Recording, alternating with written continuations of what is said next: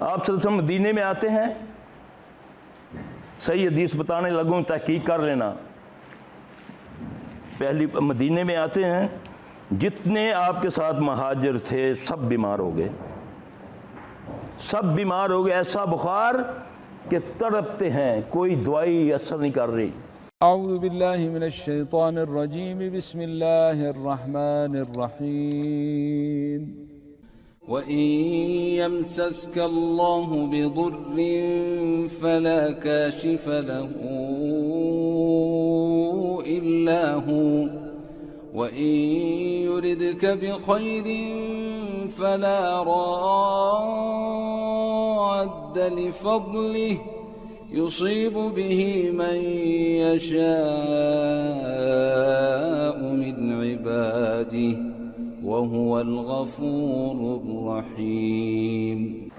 اللہ کہ ابو بکر رضی اللہ عنہ کے بارے میں اور حضرت بلال رضی اللہ عنہ کے بارے میں بھی آپ کو صلی اللہ علیہ وسلم کو پتہ چلا کہ وہ بھی اتنے بیمار ہو گئے ہیں کہ وہ تو یعنی کہ مدینے کے اس میں اور مکے کو یاد کر رہے ہیں کہ یار مکے میں بڑے سکھ تھے۔ اب نبی صلی اللہ علیہ وسلم کو پریشانی ہوتی ہے، آپ صلی اللہ علیہ وسلم فرماتے ہیں کہ میں نے رات کو دعا کی، اے اللہ مدینے کی فضا کو مکے جیسا کر دے، بلکہ اس سے بھی بہتر کر دے۔ یہ نوٹ کر لینا، حدیث تحقیق بھی کر لینا۔ اے اللہ مکے کی فضا سے بہتر مدینے کی فضا کو کر دے اور مدینے کے سا میں برکت ڈال دے۔ سا کہتے ہیں تول کو، اس سے مراد رزق کی بھی ہوتی ہے۔ صحابہ غریب تھے جب آئے تھے نا مدینہ میں، اب بیمار ہیں، شعر کہنے شروع کر دیا ابو بکر رضی اللہ تعالیٰ نے، حضرت بلال رضی اللہ تعالیٰ نے، کہ مکے کی یاد میں اتنی تکلیف ہے، نبی علیہ السلام کو تکلیف ہو رہی ہے، کیا کرتے ہیں؟ دعا کرتے ہیں اللہ سے، اے اللہ، اب دعا غور کریے گا، اے اللہ مدینے کی فضا کو مکے جیسا کر دے، بلکہ اس سے بہتر کر دے، اور مدینے کے سا میں برکت ڈال دے، اور مدینے کا بخار جوفہ میں لے جا۔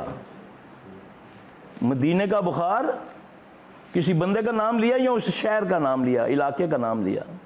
مدینے کا بخار جوفہ ایک وادی ہے، میں نے اس کا باہر سے دیکھا ہوا اس کو نا مدینہ میں، آپ بھی جائیں اللہ لے کر جائے تو آپ کو نظر آئے گا، بورڈ لگا ہوا نا، وادی جوفہ۔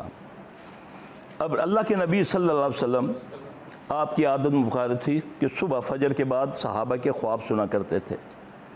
لیکن خواب کی بھی بہت کرب ہوتی ہے نا، جب آدمی کوئی خواب دیکھتا ہے، اللہ کے نبی نے فرمایا اچھا خواب اللہ کی طرف سے، برا خواب شیطان کی طرف سے، بات ختم ہو گئی۔ برے خواب کو زائل کر لیا کرو۔ آج تک ہم امت کو یہ نہیں بتا سکے اس کے زائل کا مسنون طریقہ کیا ہے۔ کسی سے پوچھو یار اعوذ باللہ تینوں نہیں پڑھ کے تھو تھو کر دیا کر، حدیث میں جو لفظ ہے وہ نہیں بتائے۔ اعوذ باللہ من شر شیطان و شرہا، یہ دعا ہے، 3 بار اپنے کندھے پر پہلے کرو، اس خواب کا تصور کرو گے، کیونکہ میں نے رات کو 3 خواب دیکھے ہیں، اس میں ایک خواب مجھے شوق کر رہا ہے، میں کس کا تصور کروں گا؟ میں اس کا تصور کروں گا جو برا خواب ہے، جس میں مجھے محسوس ہوتا ہے کہ میری اپنی عقل کے مطابق یہ میرے لیے اچھا نہیں ہے خواب۔ تو وہ کیا کرے گا؟ وہ 3 بار الٹے کندھے پر کرے گا، تھو تھو تھو ایسے کر کے 3 بار یہ دعا پڑھے گا، اعوذ باللہ من شر شیطان و شرہا، اعوذ باللہ من شر شیطان و شرہا، اعوذ باللہ من شر شیطان و شرہا۔ صحابی کہتا ہے جب میں یہ عمل کر لیتا، پہاڑ مانند بھی کوئی ہوتا تو میرے سامنے ذرہ بھی نہ رہتا۔ یہ ایمان کی بات ہے نا۔ آپ نے فرمایا برے خواب کو زائل کر لیا کرو، نہیں تو اس کا اثر 40 سال سے زیادہ معلق رہتا ہے۔ 40 سال سے، اب اس سے مراد یعنی کہ جب تک آپ نے اس کو زائل نہیں کیا اس کا اثر موجود ہے۔ زندگی میں کہیں بھی آپ نے کسی جاہل کو اگر وہ سنا دیا، یار آپ بڑی پرانی بات ہے، میں نے خواب دیکھا تھا کہ ایک مرتبہ میرے ساتھ ایسا ہوا، تو وہ اس کی اگر غلط تعبیر اس وقت دے گا 70 سال بعد بھی، تو اس کی تعبیر اسی وقت پوری ہوگی، اس کا وہی مسئلہ پورا ہونا چاہیے۔ اس لیے آپ نے فرمایا خواب کو ہر کسی کو نہ سناؤ، یعنی کہ جو جاننے والا، جیسے ہم علاج کرتے ہیں ہم خواب سے لیتے ہیں اس کی مرض کو، ٹھیک ہے، باقی عام نہ سناؤ، اگر تمہارے برا لگتا ہے تم اس کو زائل کر دو۔ اللہ کے نبی صلی اللہ علیہ وسلم فجر کے وقت صحابہ کو کرب سے نکالتے ہیں، جس کا اچھا خواب ہوتا اس کو شکرانے کا کہتے، جس کا برا ہوتا اس کو زائل کرواتے۔ اب آپ صلی اللہ علیہ وسلم اس دن پوچھا، ہاں بھی کوئی خواب، سب صحابی خاموش رہے۔ آپ نے فرمایا میں نے آج ایک خواب دیکھا، مجھے پریشانی لگی ہوئی تھی کہ جتنے میرے ساتھی آئے ہیں سب بیمار ہو گئے ہیں، میں نے رات کو یہ دعا کی اللہ کے آگے، محمد صلی اللہ علیہ وسلم فرما رہے ہیں، میں نے رات کو یہ دعا کی کہ اے اللہ مکے کی فضا سے بہتر مدینے کی فضا کر دے، اس کے ساتھ میں برکت ڈال کے مدینے کا بخار جوفہ میں لے جا۔ میں کیا دیکھتا ہوں؟ اللہ کے نبی صلی اللہ علیہ وسلم کی خواب بتا رہا ہوں، میں دیکھتا ہوں کہ ایک سیاہ رنگ کی لمبے قد کی کالی کھلے بالوں والی کالا لباس پہنا ہوا ایک عورت مدینہ سے بھاگتی ہوئی جوفہ میں داخل ہوگی۔ اس کے بعد سارے صحابہ بغیر ٹیکے کے بغیر گلوکوز کے ٹھیک ہو گئے۔ یہ اسیب ہے، اسیب کی بیماری ہوتی ہے، یہ اسیبی بیماری ہے، شیاطین کے چھونے سے بیماری لگتی ہے، شیطان مس کرتا ہے، آدمی بیمار ہوتا ہے۔ قرآن سے دلیل ہے، ایوب علیہ السلام کے اللہ سے کیا عرض کرتے ہیں؟ اللہ کہتا ہے میرے بندے ایوب نے مجھ کو نادا کی، ربی انی مسنی الشیطان بنصب و عذاب۔ جاؤ ترجمہ کرو یہ کیا ہے، نبی تھے نا، کیا عام تھے وہ؟ اے اللہ مجھ کو یہ جو بیماری لگی ہوئی ہے نا، یہ جو جلد کی تکلیف تھی نا، ان کو سکن پرابلم تھی نا، مجھ کو یہ شیطان نے مس کیا ہوا ہے، اس کی طرف سے یہ عذاب مجھے پہنچا ہوا ہے۔ موسیٰ علیہ السلام قتل کرنے تو نہیں گئے تھے، وہ تو دو کی لڑائی چھڑانے گئے تھے، تو کیا کہتے ہیں کہ اللہ یہ عمل تو ہے یہ شیطان کی طرف سے ہوا ہے، مکہ ایسا لگ گیا وہ بندہ ہی میرے ہاتھوں قتل ہو گیا۔ اللہ نے اس کو طاقت دی ہے، اور محمد صلی اللہ علیہ وسلم نے اس کے بچنے کے طریقے بتائے ہیں جو مجھ سے اور آج سے پوشیدہ ہیں۔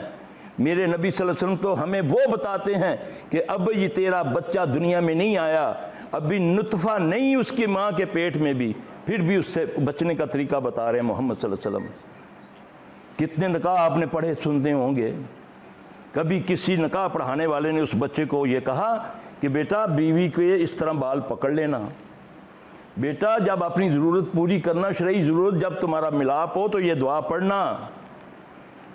سنا کبھی؟ بنیاد ہے نا ایک نسل کی، گارنٹی ہے اس پر محمد صلی اللہ علیہ وسلم کی۔ آپ صلی اللہ علیہ وسلم نے فرمایا کہ جو اس دعا کو پڑھتا ہے جب اپنی بیوی کے نزدیک جاتا ہے تو شیطان پیچھے ہٹ جاتا ہے، جو نہیں پڑھتا وہ ساتھ وتی کرتا ہے بلکہ سبقت لے جاتا ہے۔ وہ دعا کیا ہے؟ بسم اللہ اللہم جنبنی الشیطان و جنب الشیطان وما رزقتنا، یہ دعا ہے محمد صلی اللہ علیہ وسلم بتائی ہے۔ اس میں کون سی قباحت ہے؟ اس میں کون سی بے حیائی ہے؟ اس میں کون سی غلط بات ہے جو امت کو بتاتا ہوا میں شرماتا ہوں؟ میری نسل محفوظ ہو جاتی ہے، گارنٹی ہے اس پر۔ اللہ کے نبی صلی اللہ علیہ وسلم نے فرمایا جس نے یہ دعا پڑھ لی، والدین میں سے جس نے یہ دعا پڑھی، اللہ نے اس دن اس کو کسی اولاد سے نواز دیا، وہ بچہ ہے یا بچی ہے، جب تک وہ دنیا میں رہے گا کبھی شیطان اس کو چھو نہیں سکے گا۔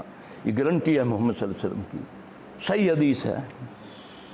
کدھر ہے یہ باتیں؟ تیری نسل کو محفوظ کرتے ہیں محمد صلی اللہ علیہ وسلم طریقہ بتا کر کہ اس طریقے پر چلو گے، ورنہ شیطان، قرآن کہتا ہے یہ تمہاری اولادوں میں حصہ ڈالتا ہے۔ دلیل حدیث سے ملتی ہے کہ تم اگر یہ دعا نہیں پڑھو گے تو یہ تمہارے اس کے ساتھ وتی کرے گا بلکہ سبقت لے جائے گا۔ یہ نبی کا طریقہ ہے صلی اللہ علیہ وسلم۔ اونچی بات بول رہا ہوں نا، ٹیپ ہو رہا ہے نا، سن رہی ہے نا دنیا، چیلنج کرو نا مجھے کہ ہے بات نبی کی کہ نہیں۔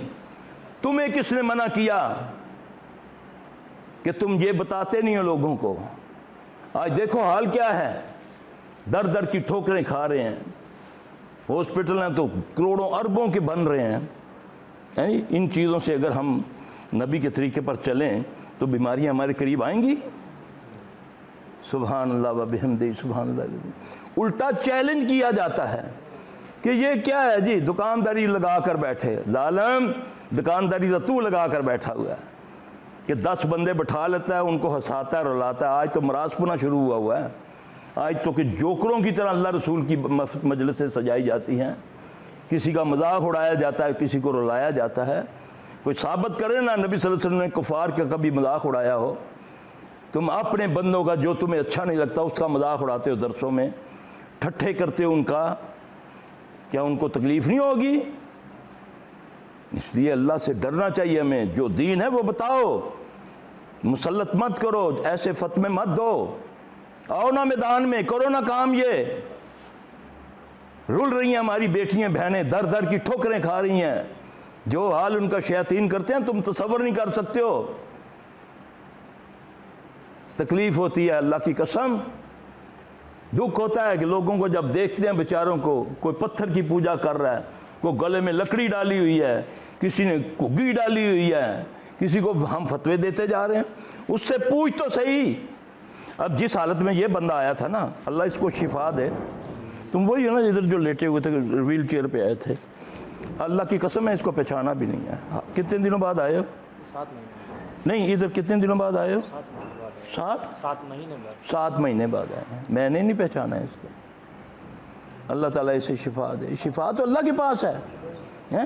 اللہ قرآن میں کہتا ہے نا، وَنُنَزِّلُ مِنَ الْقُرْآنِ مَا هُوَ شِفَاءٌ وَرَحْمَةٌ لِلْمُؤْمِنِينَ۔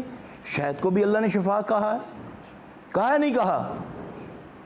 شہد بھی شفا ہے نا، اللہ نے کہا نا، کوئی طریقہ بتایا اس کا کہ اس کو کیا کرنا ہے، ملنا ہے، مالش کرنی ہے، یا پینا ہے، یا لیپا کرنا، کیا ہے؟ آگے نبی صلی اللہ علیہ وسلم سے رہنما، آپ نے فرمایا بہترین علاج شہد کا پانی ہے، بہترین علاج حجامہ ہے۔ فرمایا نہیں؟ کب ملا تھا حجامہ رسول اللہ صلی اللہ علیہ وسلم کو؟ معراج پہ ملا تھا، معراج پہ جب نماز ملی تھی نا، اس وقت یہ ملا تھا۔ کیوں ڈالا اس کے اوپر پردہ؟ آج جو نئے مسلمان یورپ میں ہوئے انہوں نے اس کو دوبارہ ہائی لائٹ کیا ہے۔ جب انہوں نے حدیث قرآن و حدیث کی اسٹڈی کی، انہوں نے جب دیکھا یہ علاج ہے۔ آج حجامہ تمہیں آج یاد آیا نا، کب ملا تھا تمہیں؟ محمد صلی اللہ علیہ وسلم جب معراج پہ گئے تھے، اس کے بارے میں کتنا کام کیا تم لوگوں نے؟ کیا اس پر کبھی نام بھی نہیں سنا، اور آپ نے فرمایا اس سے بہتر علاج کوئی نہیں۔ یہ محمد صلی اللہ علیہ وسلم نے فرمایا، ملا بھی کب ہے؟ جا کر تحقیق کر لو، یہ صحیح حدیث ہے۔ اور اللہ کے بندو، جان ہے تو عبادت ہے۔ اگر بیماری میں کیا عبادت؟ مجھ سے پوچھو نا، بیمار ہوں، نیچے سجدہ نہیں دے سکتا، اللہ کی قسم دل کو ربتا ہے ہر سجدے کے ٹائم پر۔